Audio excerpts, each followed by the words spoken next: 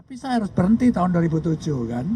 Nah, terus akibatnya saya tidak tahu, terus mangkrak jadi besi tua seperti ini, dan tahun 2014 monorail ini diganti dengan LRT yang tidak ada rencana sebelumnya. Assalamualaikum warahmatullahi wabarakatuh. Teman-teman media, ya jujur saja hari ini hati saya itu lega sekali gitu ya, dengan adanya kepastian yang dicanangkan ya oleh Pak Gubernur Pramono pada pagi hari ini gitu. Jadi cerita singkatnya begini ya. Pada tahun 2003 saya mulai memikirkan bagaimana menanggulangi kemacetan Jakarta.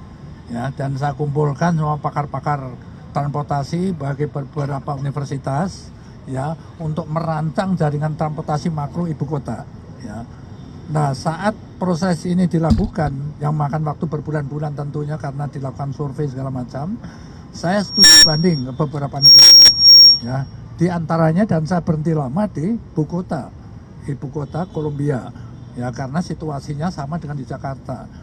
Jadi akhirnya saya putuskan jaringan transportasi ibu kota itu terdiri dari 4 moda ya. Moda yang paling besar ada MRT bawah tanah ya, terus ada monorail di atas, ada busway 15 koridor di bawah, dan ada alternatif namanya waterway. Dan ini dirancang secara terintegrasi, jalurnya udah masing-masing terintegrasi, sehingga rakyat Jakarta dan sekitarnya dari titik mana mau kemana pasti dapat transportasi makro tadi ya gitu kan. Nah, saya mulai yang tidak perlu investor ya, karena saat itu kondisi sosial ekonomi kita belum mapan akibat kerusuhan Mei tahun 98. Itu akibatnya amat panjang, terutama kepercayaan investor terhadap Indonesia, lebih khusus lagi Jakarta. Tetapi rencana yang dibuat oleh pakar transportasi tadi yang saya yakini menyelesaikan masalah untuk jangka panjang, kalau tidak pernah saya mulai, sampai hari raya kuda juga nggak jadi-jadi gitu. Jadi saya tanya kepada tim itu, ini moda apa yang nggak perlu investor? Dijawab jelas busway Pak gitu.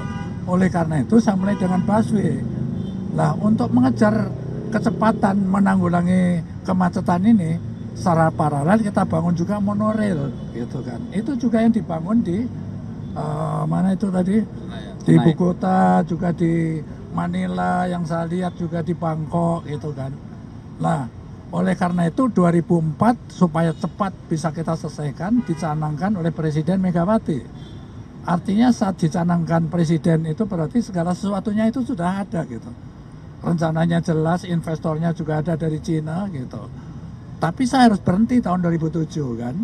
Nah, terus akibatnya saya tidak tahu, terus mangkrak jadi besi tua seperti ini, dan tahun 2014 monorail ini diganti dengan LRT yang tidak ada rencana sebelumnya. Tentu gubernur waktu itu punya alasan yang saya tidak tahu ya. Nah, sejak itulah mangkrak total ini, dari besi tua jadi apa namanya barang seperti ini yang merusak estetika kota gitu. Nah, dalam kondisi seperti itu yang dikatakan udah puluhan tahun mangkrak dan jadi besi tua itu, harus ada satu keputusan yang jelas gitu, kepastian.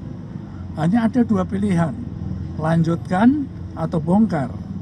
Nah, itu saya kira sudah ditawarkan oleh Gubernur Pramono. Tidak bisa melanjutkan, harus dibongkar. Itu pilihan yang paling buruk, tetapi harus kita lakukan itu ya. Dan saya sekali lagi secara pribadi saya terima kasih. Mudah-mudahan kalau saya lewat ini nggak sakit mata lagi saya satu saat. Yang selama itu terus terpikir gini, aduh ya sedih aja ya gitu kan, aku mulai itu jadinya kayak begini ya. Kepastian itulah yang diberikan oleh Gubernur Pramono, dan itu adalah keputusan yang paling tepat. Seenak apapun mengeluarkan biaya harus kita lakukan. Dan saya terima kasih juga pada pendamping-pendamping gubernur ya, Pak Wagub, Pak Kajati, juga KPK yang sudah, ini berarti tidak ada masalah lagi ya. Saya minta media dan masyarakat mendukung kelanjutan daripada penataan Said ini, dan saya berharap juga sampai di Senayan nanti juga ditertibkan gitu. Supaya Anda tahu kenapa aku minta rute Senayan, supaya nanti kalau Bapoto dari Bandung datang, bonek dari Surabaya datang, dari stasiun tidak darat, dia langsung monorail ke sana gitu. nanti pulangnya begitu lagi sehingga kita aman di bawah di jalan-jalan. Itu maksudnya ya. Jadi sekali lagi secara pribadi terima kasih Pak Gubernur Pramono, Pak Wagub dan Pak Kajati, Pak KPK juga yang ikut mendukung penertiban ini. Semoga nanti bisa dilihat, dinikmati seperti yang sudah dijelaskan tadi. Terima kasih. Assalamualaikum warahmatullahi wabarakatuh. Waalaikumsalam. Subscribe, like, dan share YouTube official OKZone. Dan selengkapnya ada di okezone.com.